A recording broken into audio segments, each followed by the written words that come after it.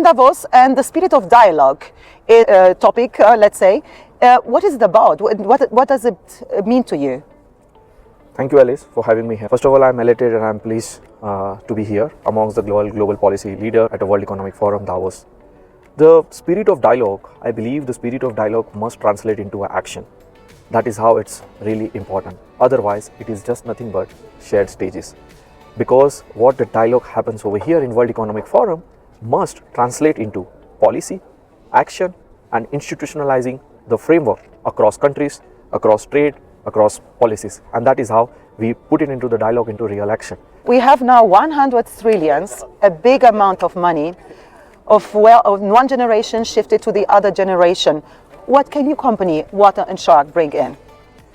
That's fascinating. We are at the time where the first time ever in the history of the mankind, we are going to witness the great wealth transfer. That is 100 trillion is going to exchange the hands from one generation to another generation, from one geography to another geography, and from, I would say, from a predominantly the male custodian of the wealth to a 30% of the female inheritance. That very important point. Absolutely. And that is where it is extremely important to not just think about the creating, the innovation, ideas, and focusing on just the wealth creation. I am so surprised that everywhere the world is talking about the creating of wealth and prosperity. But what we build today, what we have today, we need to preserve, we need to protect, and we must need to have clear-cut structure, framework, architecture to how the manner in which the same is going to be inherited by the next generation. You were speaking yesterday at a discussion at a panel organized by Davos, who invited you also to the World Economic Forum, about the importance of not only preserving but activating wealth. What do you mean by this? So when second generation or third generation, they inherit wealth, the most probably the lack of sense of active leadership, that is missing. But when the wealth needs to be activated, what does that mean? To activate the wealth, there has to be a paradigm shift from the passive investment to an active investment. So the new generation needs to not just inherit wealth and be a passive investor, but also needs to be a wealth activator. That means putting the wealth to a right direction in a sectors where it is generating not just the returns for the source of families, but also creating a larger impact. That is how we call it impact investment, be it new age technology, sustainability, and so on. So collective environment for not just for the family, for the global as a whole. Where do you actually see the biggest threats? Biggest threat to wealth and to our business? Yes, to wealth, yeah. We live in today's fragmented world where in the blink of eye, the wealth may be fractured. You may have ownership of your business, wealth, and so on. But the laws are being shaped geopolitically, not by the legislature. And that is why it is extremely important. The wealth preservation and protection must be at the vital focal point of your organization and the family structure. Because your freedom, your access is more than ever is extremely important. Threats can be from within your own business threats, within your family or outside. But the more and more the families are global, the threats are also being globally. You are now seeing a new initiative in Davos. Can you tell me, give me some insight? What is it about? In last 3 days interacting with all the global world leaders, policymakers, and in my experience of 1 decade while serving to global business community at large, be it from their wealth protection, preservation to business expansion across 4 continents.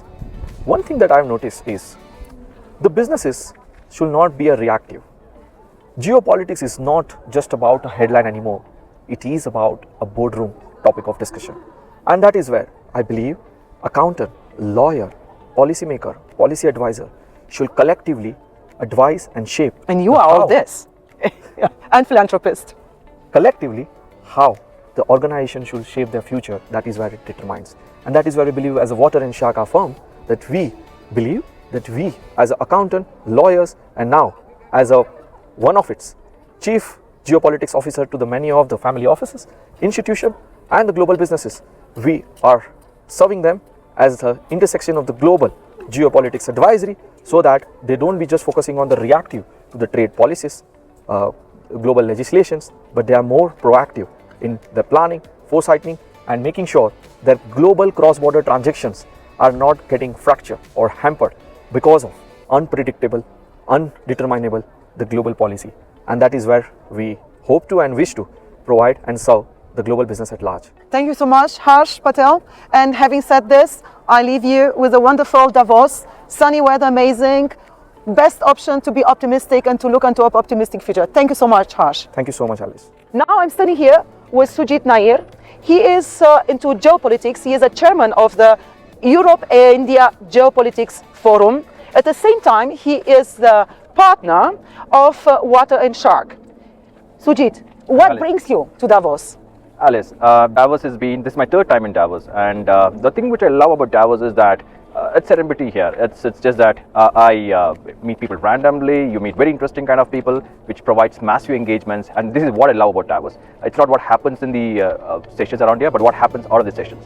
And it gives me a very good feeling of what geopolitics is. As Alice did mention, my expertise is in geopolitics. I'm the chairman of a geopolitical forum called the Europe-India Center for Business Industry. I've been in geopolitics for the last 15 years. And now, has Alice also made an introduction, I'm a senior partner at the Water and Shark, where we're trying to build a specific engagement on government relations and global policy. That's a brief note of coming to what it is.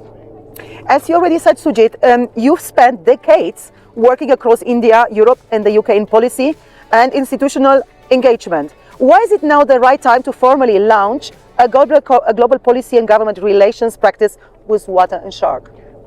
Till quite some time back, geopolitics was in the background. But now, considering what we all have been seeing over the past few months and the last 2-3 years, it's in the front line.